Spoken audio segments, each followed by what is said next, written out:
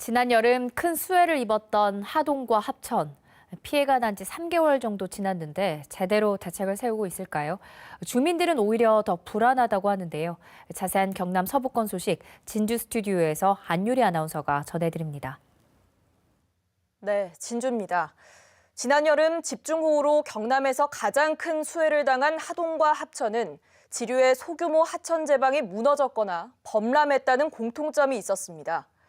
수해 방지를 위해선 제방을 튼튼하게 쌓아 대비하는 게 무엇보다 중요한데요. 하지만 하천 정비가 지자체 예산 사업으로 이양되면서 예산은 오히려 줄어들 처지여서 주민들의 마음은 여전히 불안합니다. 윤경재 기자가 취재했습니다. 누런 섬진강 본류물과 청록색 화개천 지류 물 색깔이 뚜렷이 구분됩니다. 지난 8월 이 화개천 지류 물줄기가 화개장터의 낮은 제방을 넘었습니다. 이런 범람은 해마다 되풀이되고 있지만 방수벽은 내년 연말에야 설치될 예정입니다. 그때 가면 차 여름 되면은 물 장마철이 있지요. 계속 그래요. 그냥 말할 필요가 없어요. 이거는 진짜 눈 가리고 아웅하는 식밖에 안 돼요. 경남 합천군에는 환강지류 물이 역류해 소하천 제방 2곳이 무너졌습니다. 임시로 흙과 자갈을 쌓아놨을 뿐 보강공사는 일러야 내년 상반기에 시작할 수 있습니다. 제방은 우리 생명줄과 같다고 봅니다. 서둘러가고 내년에 그 우기 장마철은 걱정이 안 되고 완벽하게 준비돼가고 우리가 피해가 또 없도록 해야 안 되겠습니까, 이제. 지난 여름 소규모 하천 제방이 무너진 곳에 수해 피해가 집중되면서 튼튼한 제방을 만들어달란 목소리가 커지고 있습니다. 하지만 올해부터 지방 수하천 보강을 위한 국고 보조는 3년 유예를 두고 사라졌습니다. 이젠 자치단체 자체 예산으로 하천 정비를 하라는 건데 대부분 재정이 열악한 군단위 자치단체들은 예산 확보가 어렵습니다. 순수 지방비로 하려고 그러면 아무래도 좀 버겁죠.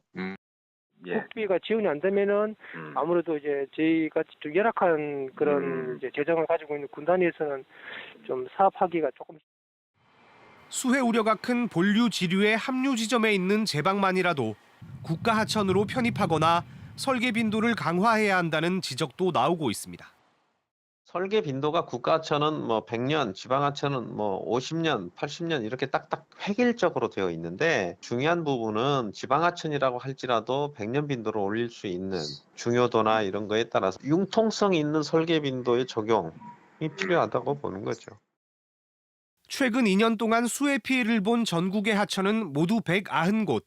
이 가운데 98%가 소규모 지방 소하천이었습니다. KBS 뉴스 윤경재입니다.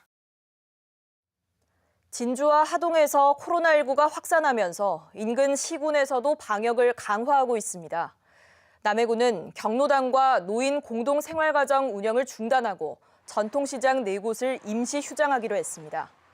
거창군은 오는 28일부터 다음 달 13일까지 Y자형 출렁다리를 포함한 항로와 힐링랜드의 모든 시설물을 폐쇄하고 산림 치유 프로그램과 셔틀버스 운영도 중단하기로 했습니다. 하동군이 해발 800m의 지리산에서 생산된 휴대용 하동 공기캔 지리에어를 출시했습니다.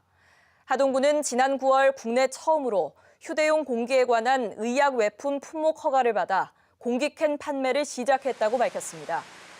이번에 출시된 공기캔은 온라인 판매되고 있으며 다음 주부터 농협 하나로마트에서도 살 수 있습니다. 지금까지 진주에서 전해드렸습니다.